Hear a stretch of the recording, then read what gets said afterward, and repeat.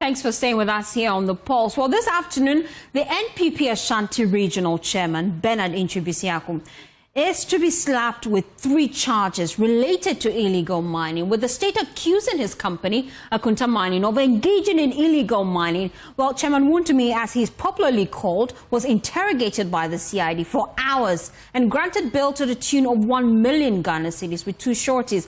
Well, Kweku Asante of our legal desk joins me in the studio. You've been there the whole day, Kweku. Just run us through what you've been finding from the interrogation.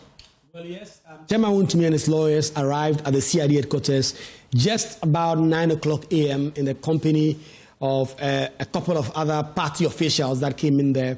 And so they were interrogated. In fact, as soon as they came, they spoke to journalists quite briefly, and then they went into this interrogation that took hours.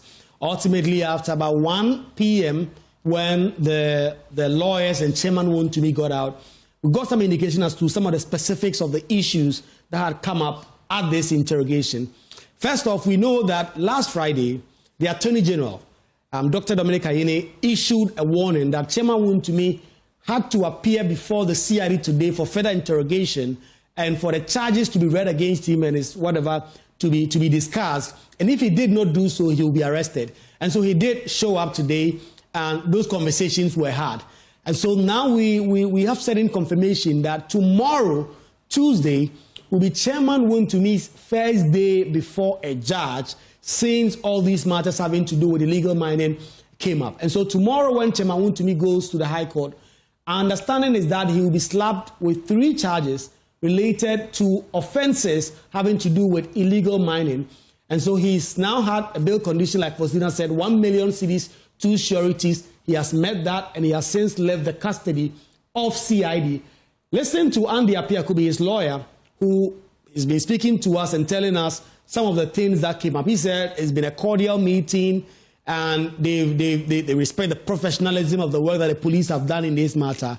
And so ultimately tomorrow they'll show up and they'll put up a strong defense when the trial starts.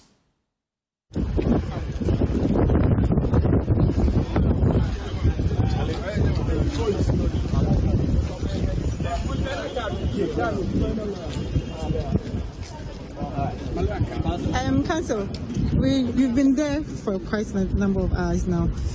What happened and what's the update so far? The update is that we will go to court tomorrow. Okay. We're going to get ready to go to court. We say thank you to all of you who have been here with us. And let us also congratulate the police system for being so professional in the discharge of their responsibility. We also take this opportunity to congratulate the Attorney General who has facilitated all this. We will see you in court tomorrow. Has there been fair cooperation so far? And what are the charges? Well, the charges are in mining areas, mining without license and all that. But we will discuss that tomorrow in court. But let me commend all of you. And the Chairman has been, as you have seen, been very composed and expecting that tomorrow we go to court and all of us will help the court in taking a decision that is judicious. So I imagine you are maintaining your innocence. We are not supposed to prove innocence. Our job is to allow prosecution to finish, and then we will come in with our response. It could be submission of no case, could be a defense to the allegation. You had the lawyer for Chairman Wontumi, Antwi Boasiako. Well, you've still been engaging some key individuals who came up yesterday. Still at the police CID, we know that the former Attorney General and Minister for Justice Godfrey Boasiako is also being questioned over allegations he tampered with evidence during the trial of Dr. Kasiel Atuforsen. A petition filed by Richard Akpa, who was a co-accused in that case, as you may be aware, alleged that Godfrey Boasiako asked him to lie to secure conviction against Dr. Atuforsen. And Kweku, you are still in court today. In fact, you are the police CID all day.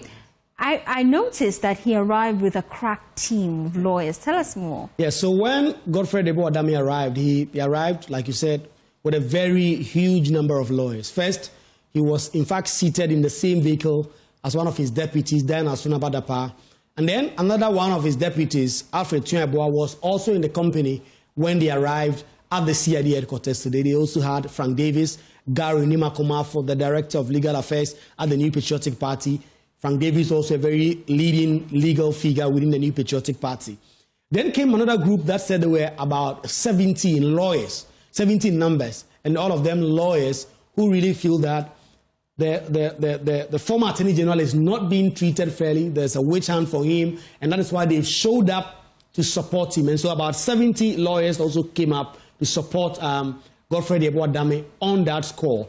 And then a number of people also came in there, some supporters of Godfrey Yeboah-Dame wearing shirts with "Stop Defaming Godfrey Yeboah-Dame" and all that. And so they also came in, and in fact, at some point, the police had to ask those persons and those individuals to leave the precincts of the CID head office. And then ultimately, he went in there together with his lawyers. He also was interrogated for several hours. In fact, he was the last to leave. Chairman Wontumi actually left before he did. He was interrogated for several hours. We are not privy to the very details of the things that have gone on. But one of his lawyers, Frank Davis, who was in this meeting, sort of gave us some understanding of what exactly the key issues have come up. Particularly prior to this, we know that they have said that they believe that this is a matter that is which, and we'll get to that pretty shortly. But Frank Davis, who was in this meeting that interrogated his client for so many hours, gave us an understanding of what they had to do in there for dialogue. The former Learned Attorney General had been invited on a complaint made by Richard Chakwa. So we honor the invitation of the police CID. We have been in the room with them all the number of hours that you have also waited here. So far, what are the why was there a long delay, and what are the charges so far? Well, there was a delay because obviously, you know, there is an inquiry and interrogation into the complaint. So we were assisting the police with their investigation, so to speak. It is early days yet, so I don't want to preempt anything about charges. We just came here to honor their invitation, and we are looking forward for what they will have to say subsequently. At least we have also told them what we know about the complaint, so we'll be waiting for them in due course. As far as what's your take about the petition? Do you think it's just a political thing, or? But what is your take?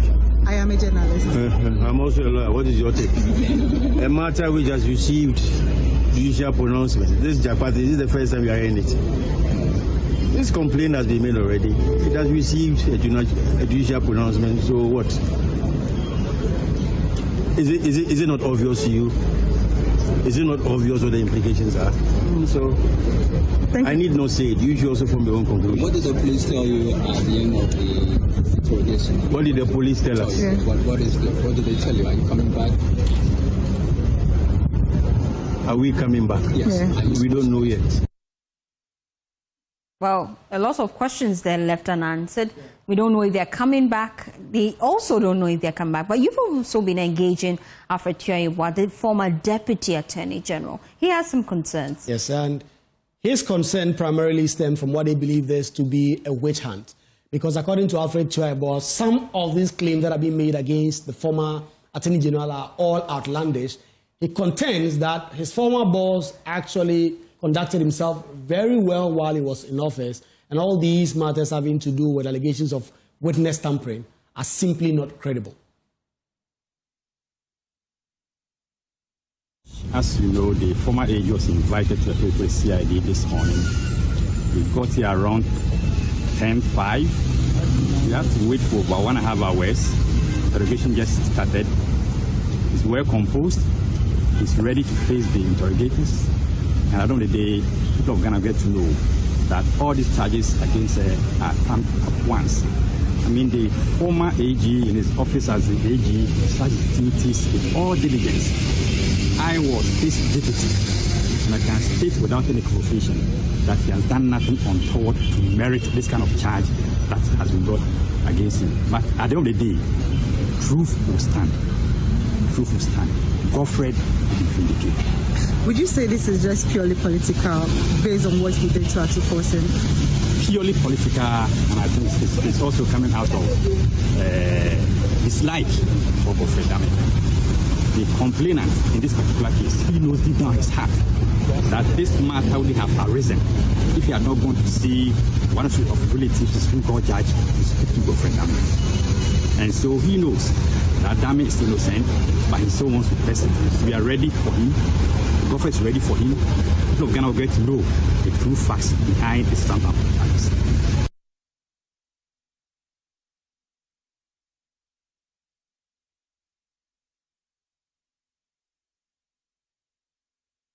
Well, it's a good time now to bring in Frank Davis, his Director of Legal Affairs for the NPP. We appreciate your time and is part of that crack team of lawyers who represented the former Attorney General today before the police CID. We appreciate your time. You've been engaging with your client immediately after his engagement with the CID. What's his general assessment of his interrogation process? Thank you and good afternoon to your esteemed viewers and cherished listeners. I am Chairman of the Constitutional and Legal Affairs Committee of the party. I'm not the Director of Legal Affairs. The Director of Legal Affairs is Galamsey-related. So just that correction. Thank you so much. We have been. Of course, the invitation was extended last week. We should have been there on Thursday. Sorry, and it got postponed to today. The scheduled time was 10 hours. We got there promptly. Had to wait for over an hour and a half before the interrogation started. So we did our best, cooperated with the police investigators, and we told them our side of the complaint. So for now, we have done what we should do as law-abiding citizens, and we are looking up to the police as the next step. And what would the next step be based on the briefing you received today? Honestly, I cannot tell you what they will be up to. On the threshold, I think we've been able to disabuse their minds about so many things. And maybe in that country, they will decide on what to do next. But I find this whole thing a bit puzzling. I find this whole complaint a bit puzzling because the issue of Richard Japa and this tip has been in the public domain for so long. Before, during, and in the course of the trial, we had all these complaints about a recorded conversation between himself and the land Attorney General. This matter has received judicial pronouncement. Indeed, in the course of the trial, they applied for a mistrial. And this was the subject matter of their complaint and the basis for the mistrial. The trial High Court judge, her ladyship, Sewa Ifiabuti-Asari, the Justice of Appeal who sat an additional High Court judge, interrogated all these allegations. One of the release of a judicial inquiry, the inquiry was done and a judicial pronouncement on the matter has been made by a court of competent jurisdiction, a superior court of judicature, based upon this same complaint. So what I ask, what is the police CID going to investigate? Are they going to overturn the decision of the High Court? I mean, that is my puzzle. I mean, I really don't know why we do these things to ourselves in this country. This matter, in legal parlance, is res judicata. It cannot be resurrected anywhere because the complaint, this tape recorded conversation, has been determined by the court. So what are we going to investigate? Anyway, I don't work for the police, so I can just at this stage wait upon them and see what they'll throw at us again. Based on the briefing you received today, has he been officially charged? Not yet, because the investigations are still unfolding. At least at this stage, we have been cautioned. We have not been formally charged yet, so I can't speak of charges. And as we speak, you do not know? He was interrogated, we have been cautioned, and we have been admitted to bail. And what are the bail conditions? Oh, of course, as the former Attorney General, leader of the Bar, Minister of Justice, was self-Republican. You mind telling us? It was self-recognizance bail. Okay. Okay. But we do not know when exactly he'll be reappearing before the police CID. I do not know, my dear. We will just wait.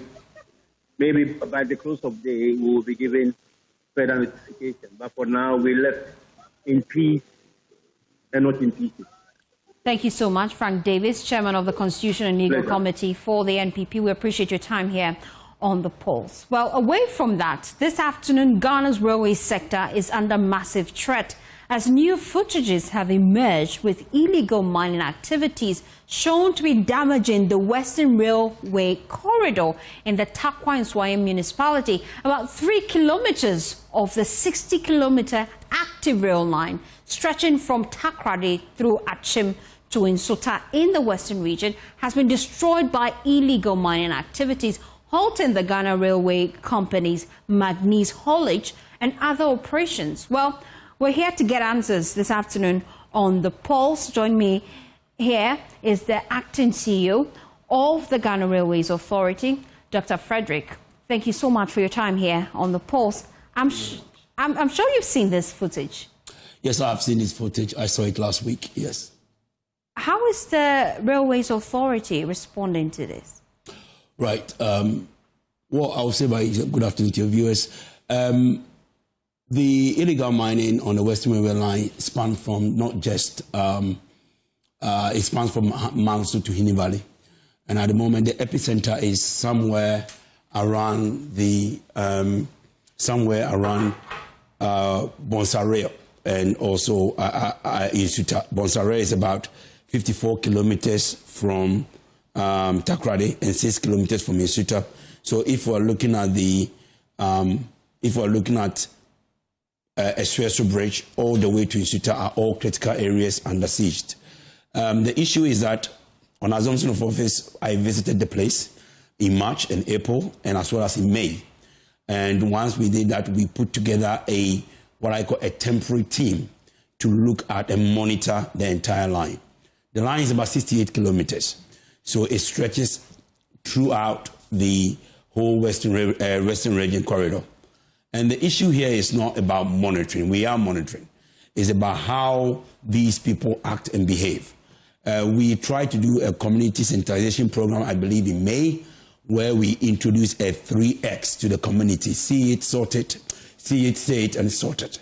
And this way we are able to respond through with the Takrady Municipal Assembly as well as the law enforcement. I have personally reported this over 4 times to Takrady Divisional Police, which have done so.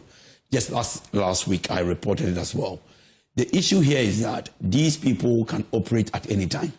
So, for example, if you go in maybe in the daytime, they'll wait for you to go, and in the nighttime, they will come back. Personally, when I went there in May, we tried to transverse the line during the daytime, during the nighttime. They will run away when they see us. The moment we move our vehicles, they will come back. So the point here is that this requires a joint effort. A joint effort, and it must be sustainable in the long term. So I welcome the NADMOS, formation of NADMOS as announced by His Excellency the President last week to address this issue. We need a sustainable routine approach to address this issue. At the same time, I'll add, we need the support of the communities. For example, Temat in Pagadan, we had issues to do with theft, whereby we conducted a similar approach of community sensitization program, see it, say it, sort it with the community. And we had community people helping us guard against the railway, asset.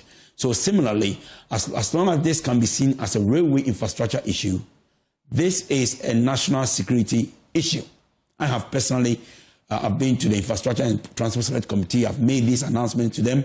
It needs a joint effort, corroborating not just at transport level, but a joint effort from the Transport, Minerals, Ministry of Lands and Minerals Resources, as well as the Ministry of Interior, to form a task force to address this issue. And I do believe that the mandate of NAMOS covers that as well. Interesting. You've been reporting this case to the police, you tell us 4 different times. Has there been any arrest made?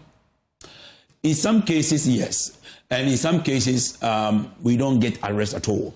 The thing is that they know how the police moves, and they've got intelligence along the route. I have personally been there. These guys are heavily armed along the route and the corridor. So when we went there, we managed to approach some of them. They ran away. And if you go into certain areas, they've got the Shamfines close to the Ghana Manganese Corporation entrance, just at the entrance of it. So the thing is, it's not just about trying to move them away from there. It's about trying to have a sustained force to deter them from going there. And like I said before, we need the community support to be able to address these issues. And these issues, they are quite difficult for you to deal with. Yeah. That's why you set up the committee, right? So far, what's the report they have come home with? Yes, there's a 3-member committee set up by the Minister, His Excellency Honorable Bukari, for the Transport Minister, to look at how best we can look at this in a very holistic way. And I think based on the initial report coming out, we will need to form a joint task force between the Ministry of Interior, National Security, as well as the Ministry of Lands and Mineral Resources. But then again, we don't want to duplicate other mandates like NADMOS. So there's no point trying to duplicate effort. What we have to see here is that the railway infrastructure is a very expensive infrastructure. At the moment, we are looking about $5 million per kilometer. I mean, that's a consecutive amount. And some amount go as far as 9.2 million kilometer per $9.2 million per kilometer. So allowing this infrastructure to go away, okay, or to be destroyed by illegal mining, is a terrible thing. The railway that you saw last time, or which is currently in circulation, some of the construction go as far back as 1893. So if you have that infrastructure in terms of that length, and it is now being, destroyed in this nature, and for what? So we need to ask ourselves as a nation, all right, how we are going to deal with this issue. It is not just the railway sector problem. The problem is that, what is the impact? The impact is that in the near future, you are not going to construct, we are not going to construct for $5 million per kilometer any longer. We have to construct for $10 million per kilometer. We need to do land reclamation before we start construction.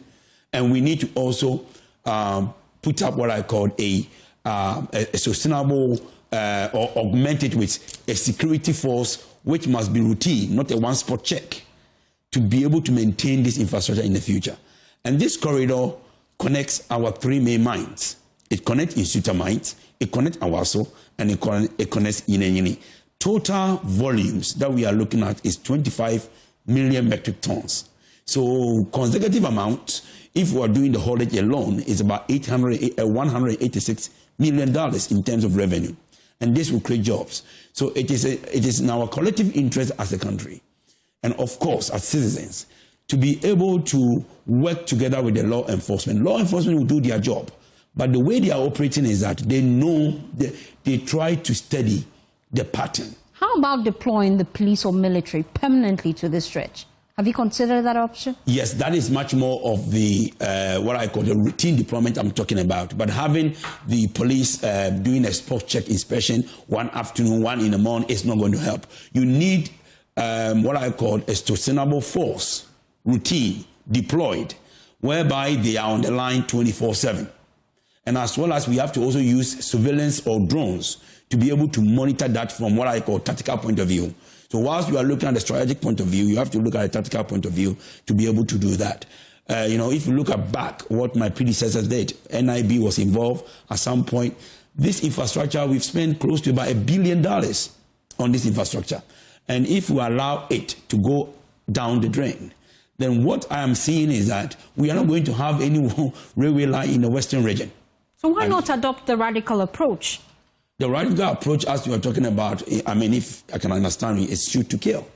That is something that, of course, I cannot sit here to give that. But it must be a collective approach. And, of course, I have to speak to my minister, and my minister can take that to cabinet, and, of course, and a joint decision could be made. But what I can say to you today is that, yes, a 3-member committee has been set up at the transport level where I belong. The idea is that we are going to interface with the other ministries, Lands, Minister of Interior and National Security, in view of NADMO's mandate. We don't want to duplicate effort everywhere. And I don't want to be in a situation to say, okay, we want to form a railway task force. What is the point? Because in some cases, you have the illegal mining being done 3 kilometers away from the formation. So for 3 kilometers away, it is nowhere near the formation. But what is happening is that because they are washing with the champagne, it is destroying the drainage of the formation. Okay, the actual epicenter is about 3 kilometers away. So it must be looked at holistically in terms of what we value as a national asset, and the railway is a component of it. And we need to work with the NADMO as well as I said, with the communities to be able to come up with a resolution to this. This committee, do you have a timeline with which you're working? Because whilst you wait, the destruction continues. Yes, we have. I've been given a timeline of 2 weeks. At the moment, they'll be sitting down tomorrow again, and we are looking at how best we can address this issue. But I must correct it, this is not an active line. So we should be rest assured. But we are looking at how best we can be able to put this into place. So I'm very confident that in a couple of weeks, the Minister of Transport, Honorable Kari, will announce something, and it will be taken to Cabinet, and a joint decision will be made on that issue. What will it take to make that line active again? At the moment, if you look at a standard railway gauge, so we have got 2 lines. We've got a narrow gauge line, which has been subject to this kind of what I call illegal mining. But if you look at the standard gauge railway line, standard railway line from Angu through to Manso, we are okay. We don't have any issue of illegal mining. Where we do have a bit of issue is Kojokrom, where they are damming our drainage system. So they are damming the drainage system on the culverts as a champagne to wash the gold. It will not have an impact on the formation currently, because the formation of a railway line is designed for 50 years. But if you are using cyanide to basically wash the gold close to the formation, you are going to more or less degrade the integrity of the formation. So instead of the 50 years for the formation, whole life of the formation, you are looking at about 20 or 30 years, which in terms of profitability, it will reduce the whole life cycle cost of that. But I'm confident that what we are doing now, in terms of the authority, working with the Accra, the Western Regional Police Command, as well as the National Security, we will be able to arrest the issue in its current state in the short term. But in the long term, we need the report from the Joint Committee, together with the NADMO's mandates, to be able to implement what I call a long-lasting mitigation for what we are saying. And that will take 2 weeks. We're waiting on that. But then, just because you mentioned Kojokrom, the Fourth Estate put out a documentary just highlighting how that railway line has been abandoned for close to 2 years. How are you dealing with it? Okay, in terms of, yes, if you look at the Kojokrom investment that was done in 2014, a lot was done in terms of $165 million investment was done in that. Since we came into government, we are looking at how best to resurrect the whole entirety of the railway line in Kojokrom. But at the moment, the line is okay in Kojokrom. What we don't have is a rolling stock. And the rolling stock is the vehicle that, of course, the rolling stock is a locomotive, or let me put it, the DMU that you see. We've got issues that we are resolving. And I'm working with the Ghana Railway Company Limited, MD, he spoke to me this week. We are looking at how we can do the repair. But as far as the line is concerned, from Kojokrom to Takrade, it's okay. And why is it not in use? Because we don't have a functionable or operable rolling stock DMU. The DMU, we've got 2 DMUs. One has got traction control fault that we are looking at resolving, and one too has got issue that basically requiring that we need to look at it and repair. This requires money, and of course, you might ask the question about maintenance culture. This is something that we are going to look at implementing on the maintenance culture to make sure that we are going to have a usable line. So going back to Kojokrom, we have 2 entities. We have Ghana Railway Development Authority. We are responsible for the infrastructure development as well as that. And we have Ghana Railway Company Limited. They are our sister company. and they operate the railway lines. I am working with them together with the minister. We are going to find a solution to that, and I am very confident in the near future, not long, we are going to see the 2 DMUs in Takoradi working from Kojokrom. How much will it cost you to get it functional? In terms of cost, we are yet, in engineering, we call something called preliminary assessment. So we need to look at the degree of the fault. That assessment hasn't been done? It's about to be. So when will it be done? I'm confident that by the end of the month, we should have an idea of the repair cost, and we will look at how we can rectify it as quickly as possible for the good people of Kojokrom and Takoradi. Another key concern, if you just drive through the industrial area, yes, we see that herdsmen have taken over our rail lines. Are you aware of this? Yes, so if you look at now, as far back last week, we commissioned a tema to Impakadan on 1st of October. Yes, is it Tulaku is where you're talking about? Yes, we have situations where, you can see the cows crossing the tracks and animals cross. It's true. The issue There's also one here in Accra, apart from Tulaku, just at the rail line. Yes, because unfortunately, our design is that we have got lower embankment and open lines. So lower embankment and open lines are susceptible to what I call encroachment. And at the moment, what we are looking at as part of the short-term mitigation action is to basically conduct community sensitization program with the residents along the track to advise them of the dangers of encroachment. We are doing that, but that is not a solution. We have to also look at the medium to long term, that is fencing. So technically, if you look at the normal operational standard for railways, when you have an open line which is on the ground, you need to fence it to prevent people from crossing. Again, fencing is also high capital intensive, and I need money to do that. So I am confident that in the coming days or weeks, I will be putting proposals to the relevant, to the Ministry of Finance, of course, to beg for money so I can do some fencing on the line. Once we can do the fencing, that will deter people from encroaching. But we have a lot of lines like that scattered across the country. Yes. That would require a lot of money. Why not just ensure that they are not on the rail lines? How difficult would that be for you? Yes, because if you look at the design, now at the moment we are looking at the design. So if I will take you back to Western Railway Line. So Western Railway Line, if you look at the construction, we are now at somewhere at Esfiaso. So work was suspended on 2nd December. When we came into government, we've managed to convince the contractor, and now the contractor resumed site on 6th of August. But we are now looking at the design again to look at how we can raise the embankment. Once the embankment can be raised into a certain height, that will deter people naturally from crossing. Unfortunately, this comes from the preliminary designs that were accepted as a design as an open lines. But if we are looking at a high elevation or embankment of railway lines, it means that you are also looking at cost. So we need to balance the cost as well as the need for safety. So that is something that we have to strike the right balance to be able to do that. But I'm confident that from Esweso to Isuta will be a new design whereby we are going to raise the embankment at a height that will prevent encroachers, particularly animals as well as people, from walking on the line. How much will it cost to raise these fences? Oh, so generally, let me give you an idea. Okay. From what I said here, if we're looking at Tema to Impagadan is 97 kilometers. If I'm to fence the entire line of Tema to Impagadan, I'm looking about 200 million cedis. 200 million? Yes. 200 million cedis to fence the entire line to prevent people from that. And from Western region, if we're looking at Takoradi Port, where we are, all the way to, let's say, in Suta and be consecutive, we are looking at 220 million cedis to fence the entire line. And that's capital intensive. That is capital intensive. Do you intensive. think we have the finances to fund this?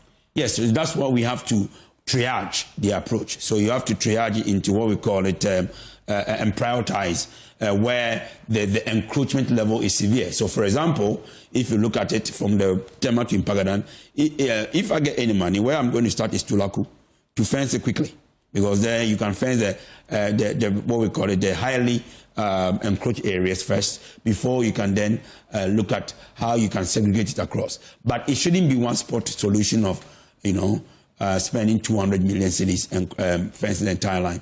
We need to target where we think the encroachment level is high and try to fence it off first and use the community sensitization program that we are doing currently to basically educate people from not crossing the line. And I know that you're currently constructing some key lines, especially Tema to Afienya. What's the status report so far, and how well are you doing? Oh, okay. Tema to Impagadan is already done. Okay. So the line, 97 kilometers, is already used. I want to advise the general public to go and patronize. Now we are running our shuttle service from Tema Harbour to Afienya and Tema Harbour all the way to Adome. You know, Impagadan is a water lake, basically. Okay. So you can go there and take the train and that. And we are offering a lot of services there. You don't have to drive all the way to Tema Harbour. You can leave your car, take the train, or you can leave your car, and we've got our sister company, Ayalolo, there. You can take the Ayalolo bus if you want to, and you can also take the GPR2 bus. So the line is already available and functional. We have already commenced the passenger service, and we are anticipating commencing the cargo service by next year. And what's the patronage like, really? Well, we just started last week, Wednesday, 1st October. So give me a month. I'll be able to give you some data points. But the good news is that it's digital. So we know we don't need numbers every day. But I think if we are looking at that, we are now also amping our marketing stuff. So if you get a time, I'll be more than happy for Joy to share our marketing strategy and stuff like that, so people can patronize as well. I don't know how many people live there, but we are trying to advise people not to drive less, take the train. Let's save the environment. Let's talk about our trains across the country. Are we even getting individuals board our trains? Oh, yes, we are getting individuals board our trains. I think the reality is that patronage for railway depends on what I call location. Okay. It's like real estate, location, location, location. If you have to have, let's say, an urban transit, I'm not talking urban transit from CBD area to Oyarifa or Tema to the CBD area, people will patronize, okay? But now, look at where Tema to Impagadan is, okay? You are looking at the corridor from Tema Harbour all the way to Impagadan. This is an intermodal transport system. Yes, we need to be able to provide a service whereby people will can patronize and it will serve their need.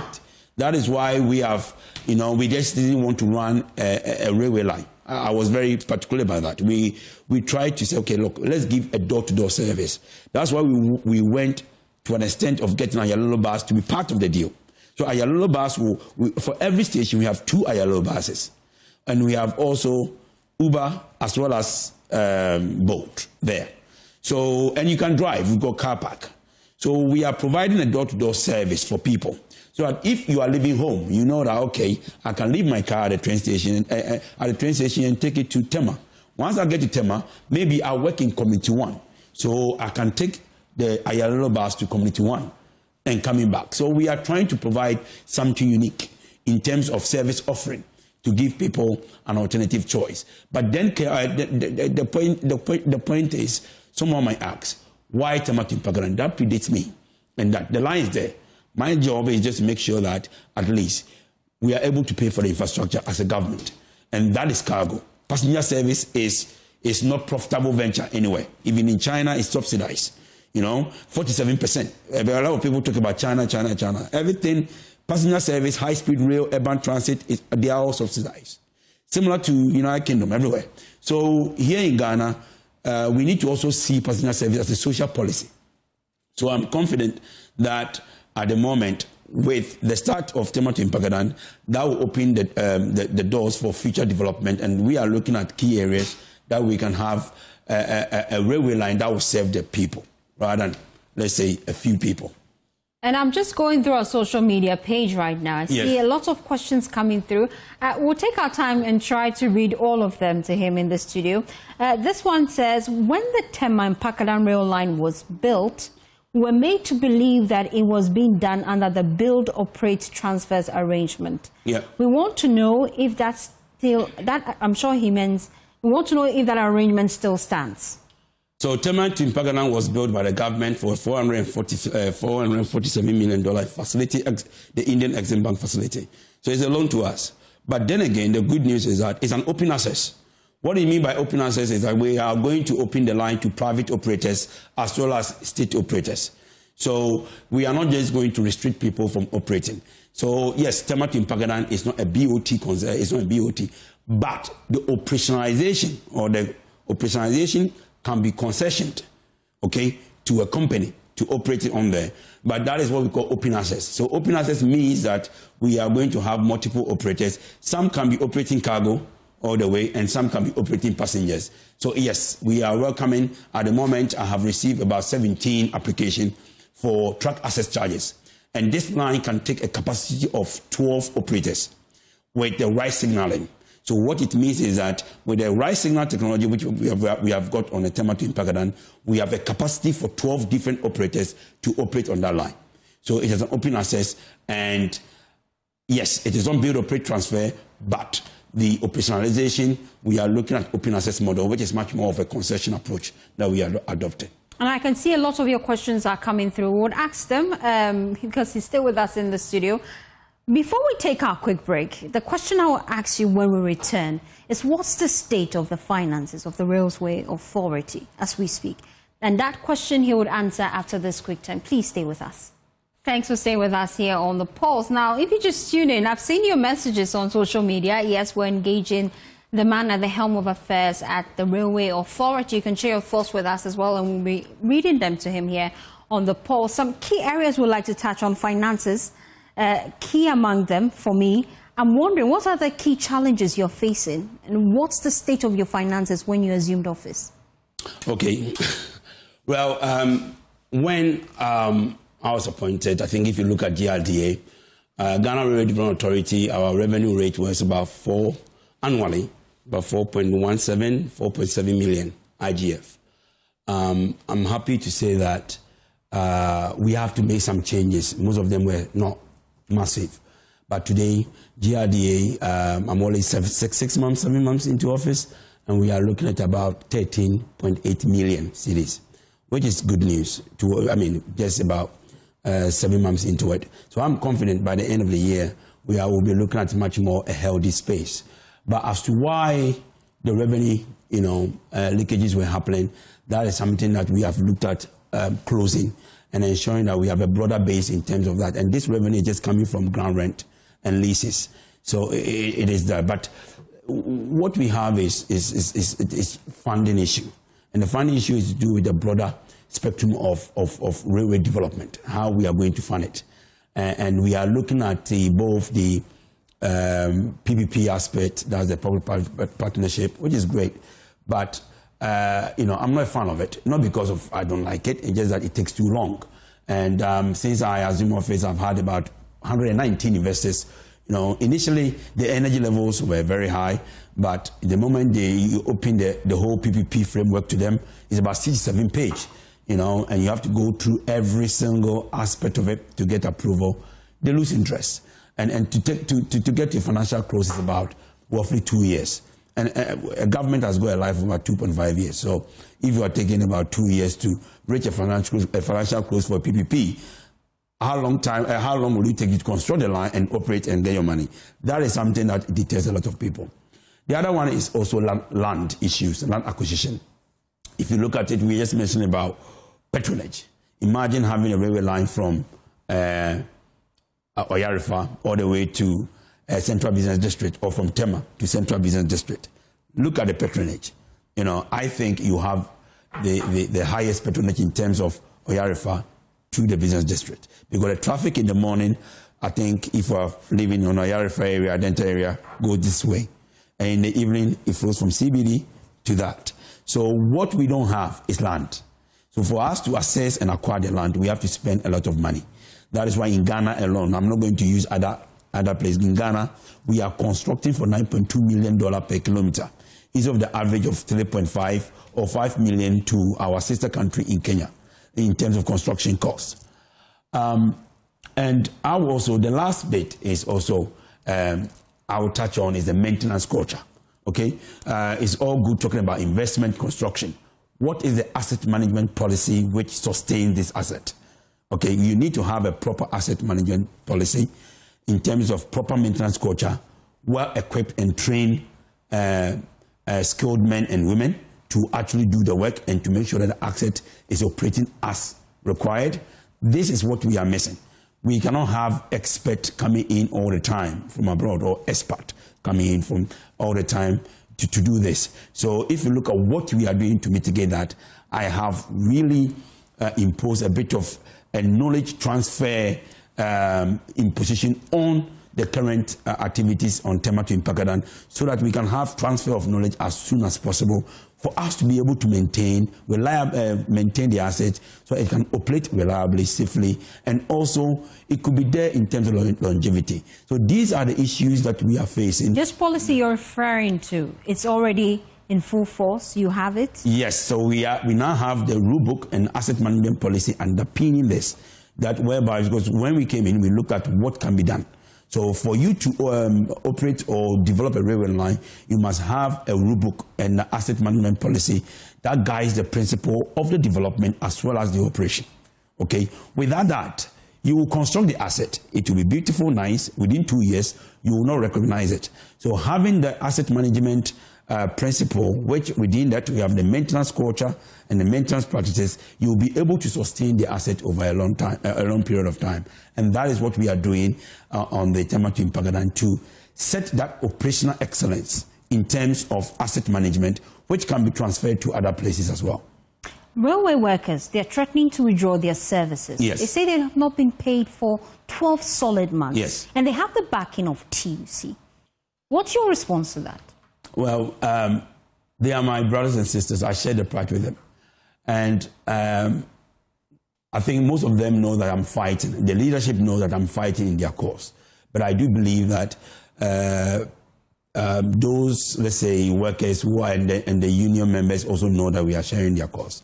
And I don't know whether the effort that I've been putting in is also being shared with the leadership in TUC.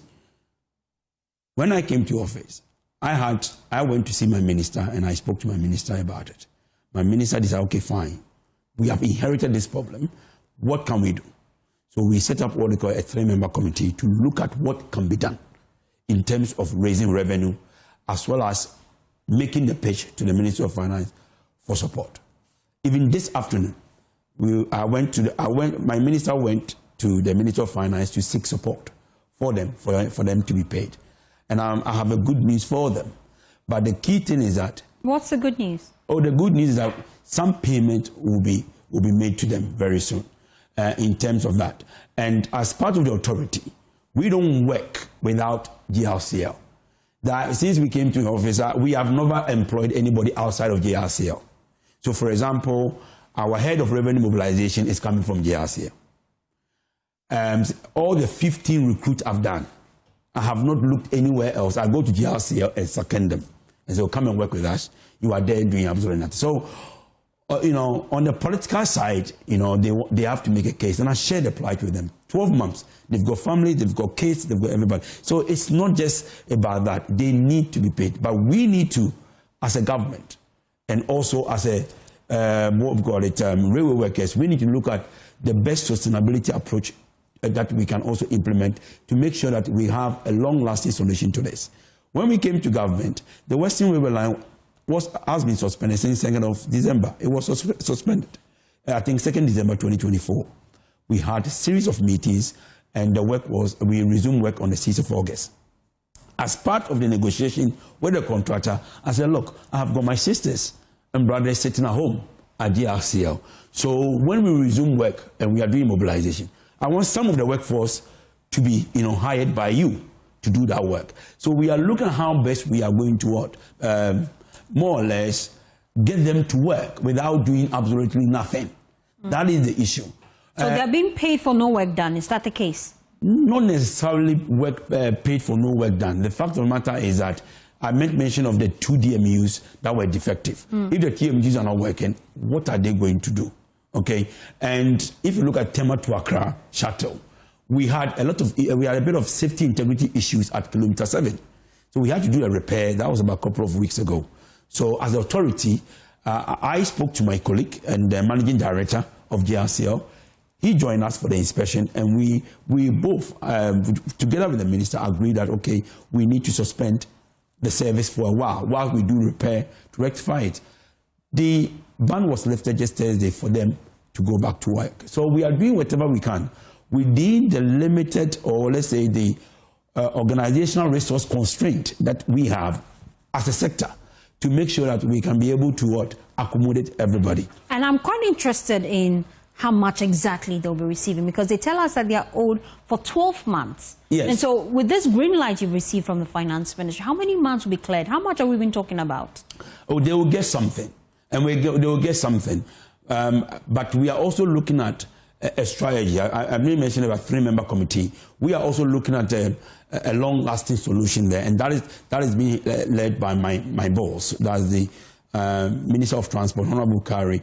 And once the report is ready, we will be able to put a concurrent solution, or what I call a strategy that will be acceptable to both the management team and the unions. We are working to address the issue, and for me, and most of my directors at GRDA, this has occupied our time for a number of time. So how much exactly is coming into their pocket? I wouldn't want to preempt that. It will be...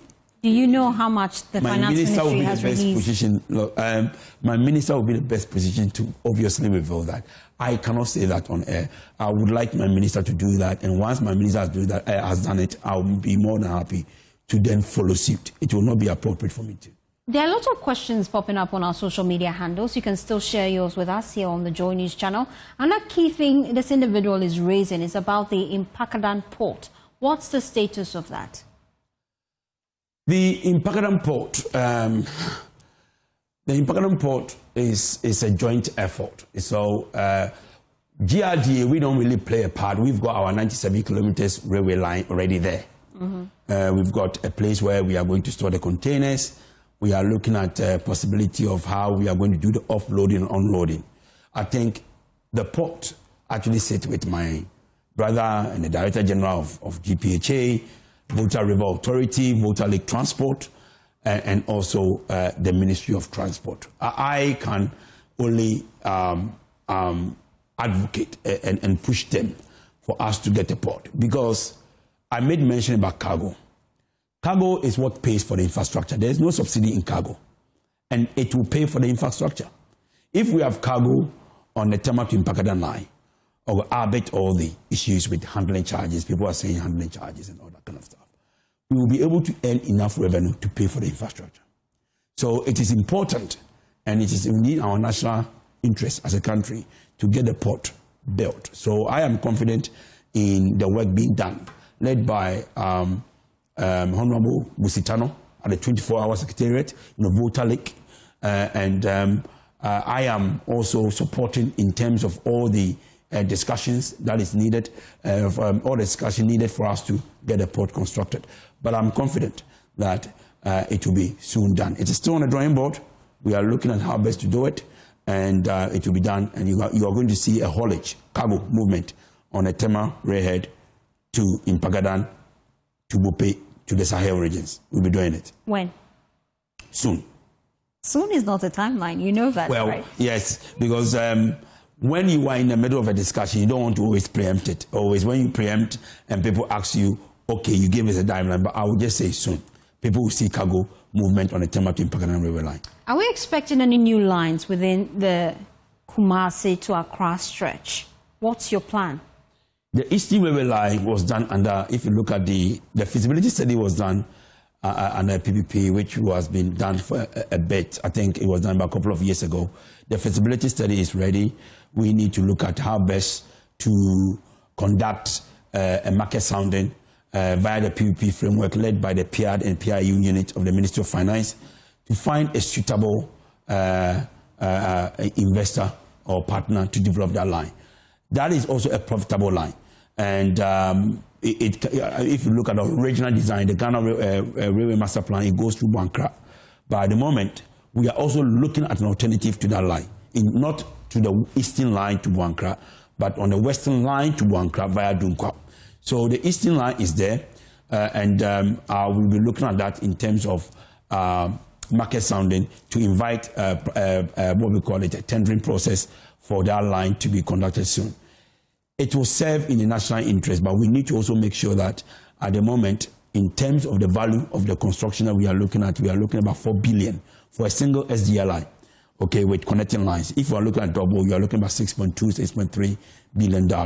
So that is something that we have to look at in terms of that. But to do that, we need to also look at the PPP framework. As we have to shorten it for certain sectors, especially for the railway sector, where you are talking about high CapEx in terms of capital expenditure, but the duration of 2 years for PPP is something that I think is not ideal for any private investor who want to come in there to financial close. We need to shorten it for maybe 6 months, where we can reach a financial close quickly, so that the private individual can then invest their money in the form of a BOT or BOT, whatever, a PPP framework type, so we can get the construction done. Let's look at the Northern Belt. Yes. Is there any strategic plan to also deal with our rail lines in that sector? Yeah, with the Northern Belt, my minister, Honorable Bukari, had a meeting recently with his counterpart from Burkina Faso, where we are looking at the Ghana-Burkina Faso line. But the Ghana-Burkina Faso line will largely sit in 2 ways. So we have got 3 options to connect that line. We can connect from Tema to Impakadan line on the eastern corridor, or all the way to Paga. But we can also connect to the most profitable line, the Western Railway line, via the Yini Bole, His Excellency's hometown, all the way to Hamale in the west. And we can also connect through the central line. Central line go through within the what we call the eastern corridor, but now Tema to Accra, then it spines off to Bupe, all the way to Paga. That can be looked at as well. But we have 3 options. So we are now, the discussion is still preliminary. So let's see what comes up. But the discussion is ongoing and it's on a drawing board. But I'm confident that the Western Railway line will be where it will take us to the Sahel region. Under your leadership, where do you see the railway sector within the next few years? For me, the Western Railway, in terms of what I see is that I want trains to move again in Ghana, and we are doing that with the support of the minister and also my sector minister. Trains are moving again, passenger services are moving again. But for me, I want in the next 10 years, wherever I'm able to serve to, that the railway sector contribute to 1% of the GDP of this country. And it can. It is possible. I've seen it done, and it can be done. Because I do believe that if we are able to construct the Western Railway line to Insuta alone, just Insuta, we can construct the remaining 3,800 kilometers of railway in Ghana. You need to earn revenue to be able to do the construction. So the vision is simple. I want railways to move again. They are moving. I want to sustain that. I want to add cargo to it. But in 10 years' time, I want the railway sector to add 1% to the GDP of this country. That is the vision. And I hope I have the collective effort of the ministry and everybody to ensure that we can attain that. Finally, the 24-hour economy, how are you implementing that with your operations? Yes, because now we are only running the passenger service. Ideally, let me use the Tema to Impakadan. Tema to Impakadan ideally will, daytime from 5 a.m. to about 6 p.m., we are going to run this passenger service. And from 7 p.m.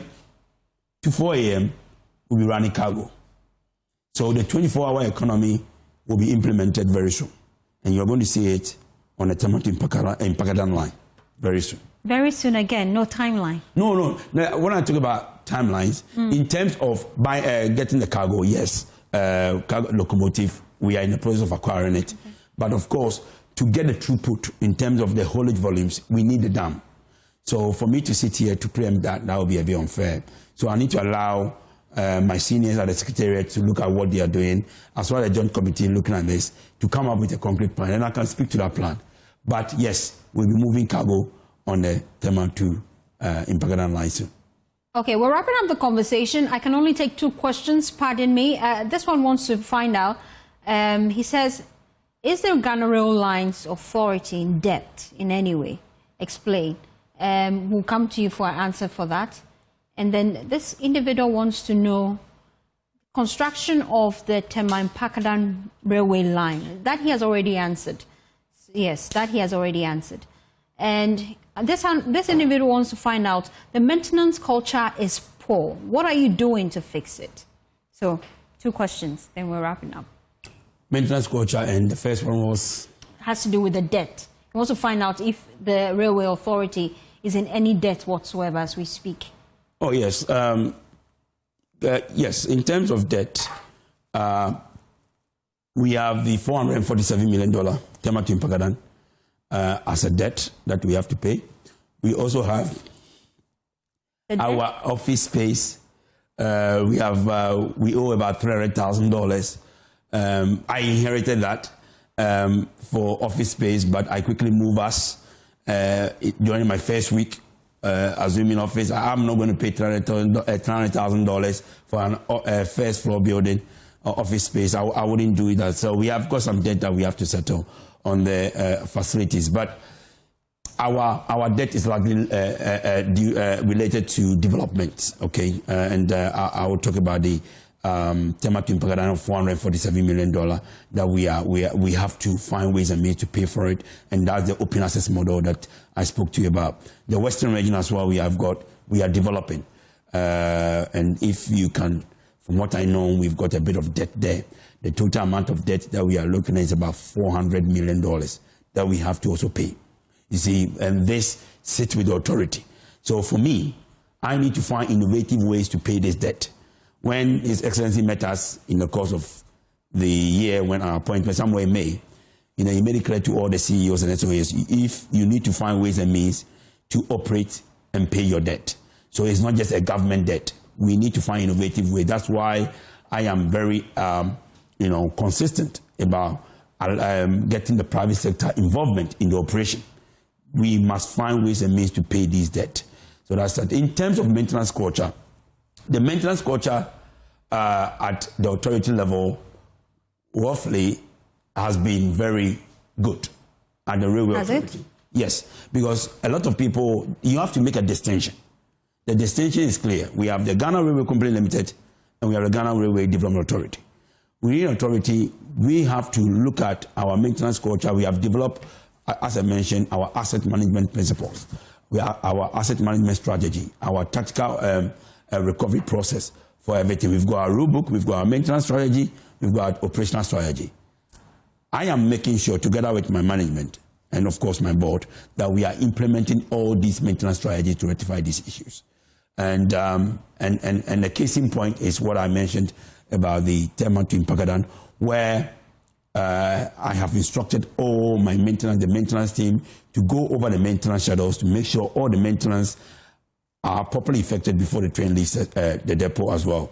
We are also doing a similar approach for the track maintenance, where we are making sure that all the maintenance work and defects have been rectified before the train goes out. So we are implementing that, and I am policing that very carefully.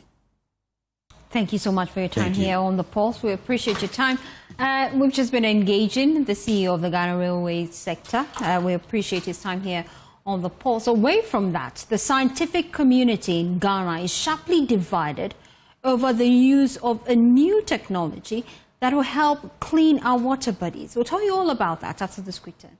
Thanks for staying with us here on The Pulse. So other stories now. The scientific community in Ghana is sharply divided over the proposed use of nano-liquid technology to restore the country's heavily polluted rivers caused by illegal mining activities. The Chief Executive Officer of the Environmental Protection Authority, Professor Nana Ama Brown-Kluche, revealed on the probe over the weekend that government is considering nano-liquid, among other technologies, to clean up the contaminated water bodies. Well, we'll hear from her shortly. But first, let's listen to Dr. Ekpo, who is against this whole strategy. According to him, it's not even achievable. Listen. Please, we should stop using the technology, dechemicalizing. That is wrong. Huh? It is completely unscientific. How can you dechemicalize water, river? How can you dechemicalize food or water in this country? Which body of science can dechemicalize water? I was sad, to tell you the truth, when I was listening to people who were supposed to... But they said that was dechemicalization is doable, except it is expensive. It's preposterous. H2O, water itself is a chemical. There are beneficial chemicals in water. There are very important minerals like iron. I'm talking about, if you look at some of the essential minerals that we are supposed to take, potassium, they are all inside. Are you going to remove them? So I was shocked when the EPA director or whoever she was saying that they would dechemicalize water. They are in the procurement process. You're saying we are going to throw money away? I'm not going to assume what she has done or not. But what struck me was that she was just talking politics. She's a political appointee. How can you, no, the first point is, as a specialist, head of a national institution, how can you open your mouth? How can you open your mouth? The specialist whom the president relies on and takes, and no wonder, and takes advice, technical advice from you, come and you stand on a national platform and states that you want to dechemicalize water, rivers. It's a shame.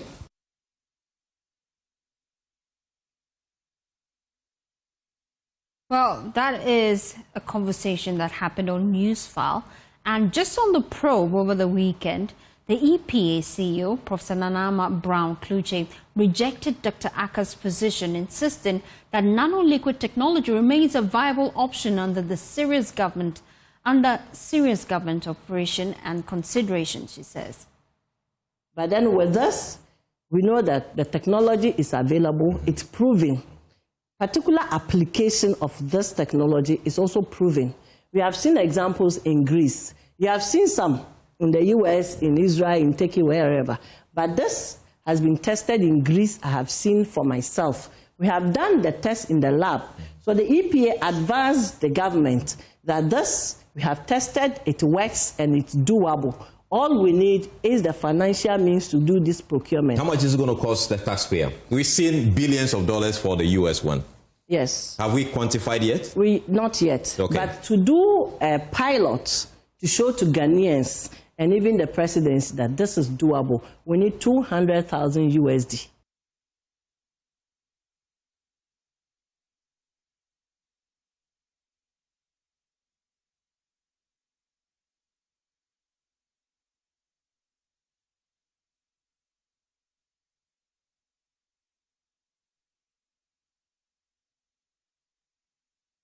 Well, that's a controversy in that sector as to if exactly we can deploy that technology to purify our river bodies.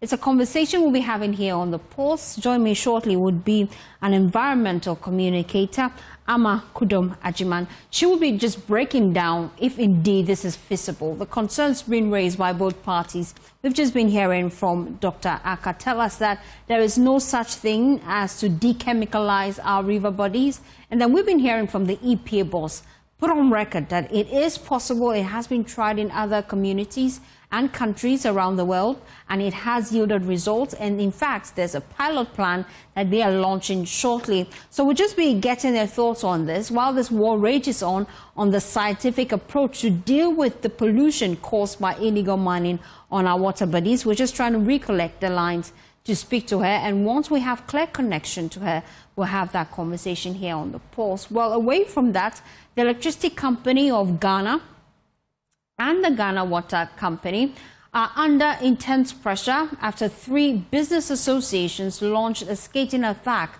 describing the companies as, quote, leaking baskets, unquote, plagued by waste and inefficiency. They say the association, including the Food and Beverages Association of Ghana, as well as the Ghana Union of Trades Association, GUTA, and the Ghana Plastic Manufacturers Association, are petitioning the president to launch an executive reform agenda with that sector within the next 30 days to tackle challenges such as technical and commercial losses, revenue collection, and other operational shortcomings. Well, they want the committee's work anchored on key performance indicators enforced by a presidential task force. The group also slammed the company's proposed tariff increment for both ECG and the Ghana Water Limited. Listen. I've invited you here to help us make an urgent and a clarion call to the President of the Republic of Ghana, His Excellency President John Dramani Mahama, and the NDC government that Ghanaians massively voted for in the last general elections, to immediately let the reset agenda that His Excellency sold to Ghanaians and which we bought kickstart at the ECG and the water company, respectively. We are here by warning that approving new tariffs hikes for utilities, especially the ECG and the Ghana Water Company, without deep reforms would be a profound injustice to the businesses and households of Ghana. Ladies and gentlemen of the press, the Auditor General's report year after year and data from the Energy Commission of Ghana reveal that ECG in particular is bleeding money through inefficiency, corruption, and waste. How on earth can a company like that ever make profit? How can tariff ever solve their problems? Every increase in tariff is like pouring water into a basket, and that is the position of industry. That no matter the amount of tariffs that is put on, that is increased, it will continue to be like we are pouring water in a basket. That basket will never get full. It will never hold the water. And that is what has happened over the years. Well, Joseph Obeng, the president of GUTA, also noted that Ghanaian traders struggle to export goods because of the country's high utility rates and warned that the government's 24-hour economy initiative could fail if the utility situation is not addressed. As important as we don't have to continue to increase whilst businesses suffer the way we are suffering. Does not make us competitive at all. We all realize that we are doing the African Continental Free Trade area, and Ghana is lagging behind. We are not competitive. Our goods cannot even be sold at Togo. It doesn't go beyond the other member states. Why? Because of high cost of doing business here, especially in regards with utility charges. It does not help us. And we should know, the earlier we know, dissect these issues and put it in proper context, we are not going to industrialize, or the 24-hour economy that we want to propagate will just be in a mess.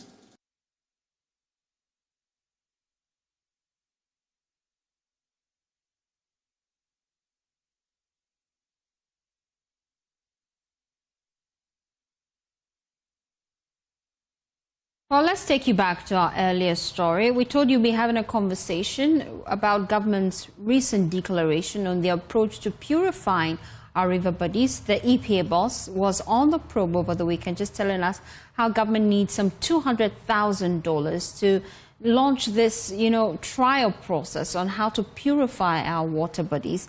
And I told you that I'll be engaging Ama Kodum Ajiman. She's an environmental communicator. She's also president of the media platform on environment and climate change and a PC member of OFAB Ghana chapter. We appreciate your time here on The Pulse. We're just hearing from government. Give us your plan, really, on this new nanotechnology they plan to employ to rid our river bodies of all the chemicals that are plaguing our water as a result of illegal mining. From where you sit, is this a viable option? Thank you very much for getting in touch with me. At the moment, I think the country is in a desperate situation. And desperate situations require desperate measures. So I would want to say I want to believe that the government is in earnest of how to handle this whole menace. I don't even know if the word is menace, because it's beyond menace. What the government is seeking to do is right for me, because the situation requires not just ordinary measures, but also scientific processes to handle it. But the challenge that I am seeing is that if the source of the problem is not contained, and we focus on treating the water and purifying it at the source, what is happening? Because as long as these ones continue to defy the laws of the country and take matters into their own hands, then there is going to be a continuous problem. So that is where the issue is. How do we tackle the source? And people have proposed all kinds of things, including alternative livelihoods and whatnot. But you see, these people who are involved, they don't care about alternatives. I returned from Mansuya Okrum, one of the Galamsey notorious areas. And it is sad. When I was returning, I came with a lady who also happens to be, she's that Galamsey, because I asked her, sister, do you also do it? She said, yes. All the women now, we all do it. And it's not just about the women, it's even little boys. So once in a while, they go out, they collect the soil, they do whatever they want to do with it, and they get gold, they sell, and they have so much money in their pockets. So to hell with mother, to hell with father, to hell with school, to hell with whatever. So what alternative livelihood are you going to give such a person? If he's going to get monthly salary, or he has to work, very hard, make money that pays within hours. It is a very, very terrible situation we are in as a country. From where you sit, really, how do you propose government should tackle the illegal mining menace from source? It's overwhelming, seriously. But I believe that it is time for our chiefs. You see, some of our chiefs are very powerful. But we have a situation, even though if I mention this, they will come out to deny it. We know that chiefs are involved. How did Chinese get to go into those areas where they are? They went there because they were allowed in there. They did not just get up and go there. So can our chiefs arise? We were asking the government to declare a state of emergency. Can our chiefs in those areas also arise and declare a state of emergency? Maybe that state of emergency should emanate from our chiefs first of all. Because all those lands, yes, minerals are held in trust by the government. But then all those areas are stool lands. They are stool lands. So can our chiefs arise and also declare a state of emergency? Because once our chiefs arise and declare a state of emergency, the people most of the time, they respect and honor their chiefs more than our political heads. So can our chiefs do something? Can our chiefs really arise and then back the government in this way? Because until they do that, I don't know what is going to happen. I think we do not say, because these are the people who do not understand that what we are is interior their health, and in about 5-10 years to come, maybe not enough to 10 years, they will not have anything. Because when we are coming from those areas, formerly food is scattered from there to urban centers like Kumasi. Now we are carrying yam, charcoal, and what goes to those areas. Why? So it's baffling. But I believe our chiefs hold the answer. They should arise and also declare a state of emergency in their area. They should. Thank you so much, Madam Mary, for your time here on The Pulse. She's an environmental communicator, just sharing her thoughts on how best we can deal with this illegal mining menace. Well, let's shift our attention now to the education sector. The Minister for Education, Haruna Idrisu, has directed the Fair Wages and Salaries Commission to immediately assess and address the salary disparities between medical doctors in academia and those serving under the Ghana Health Service. Describing the situation as an unfair labor practice, he acknowledged the urgent need of correction to ensure equity and fairness in the remuneration structure for public service providers. The minister made this revelation after being briefed by the Dean of KNUST School of Medical Sciences on the poor conditions of service doctors under the Ministry of Education face compared to their counterparts in the health sector. Here's a report by Clinton Yeboah.